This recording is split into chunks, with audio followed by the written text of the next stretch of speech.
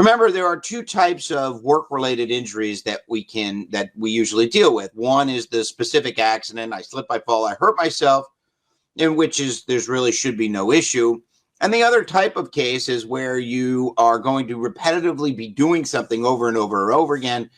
And as a result of that kind of occupational exposure, you develop a condition.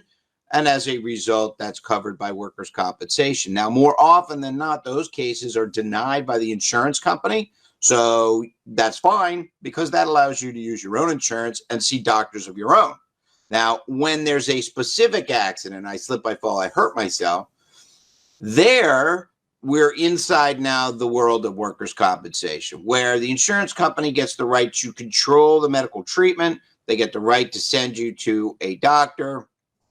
And whatever doctors they send you to are doctors that they are going to pay for. Now, what's important at this point to remember is that as long as you are receiving authorized medical treatment, that is treatment that the insurance company is providing, all of those medical bills are going to be furnished and paid for by workers' compensation. That's not something that you have to pay for. So that's the most important thing. And that's important because if you get a medical bill in the mail, that's not your responsibility.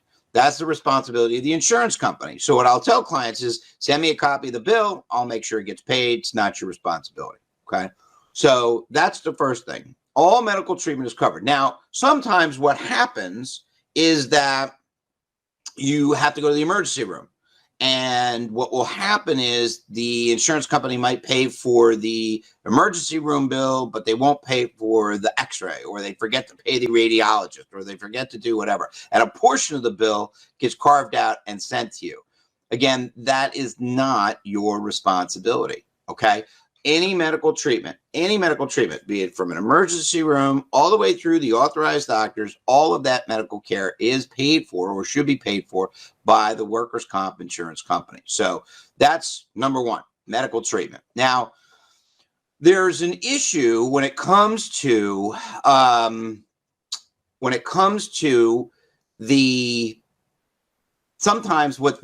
it this way. Sometimes the insurance companies like to send what's called a nurse case manager, or have a nurse case manager get involved in your case. Now, I have a very strong opinion as to these nurse case managers, and so I'll start there. That is that we don't allow them to engage with our clients. There's, first of all, no requirement. My clients are quite capable of remembering when their next appointment is. And the nurse cases managers are there nothing more to then intercede or interject themselves with the doctor as a liaison directly to the insurance company. They're not there to help. They're not there to coordinate your medical care. They're not there because they care about you. They're getting paid by the insurance company. So why would the insurance company send somebody who's a nurse to sit in on your appointment with the doctor that the insurance company has sent you to? Let me think. Oh, right. Because that they are going to be there for you? No. What happens is, a lot of the times, is the nurse case manager interjects herself. They start having conversations with the doctor you're supposed to be speaking with. And the next thing you know, they're trying to convince the doctor that you're okay and that you can go back to work. So what you can do very nicely, if a nurse case manager ever shows up to your appointment, all you have to do is say, I've talked to my attorney.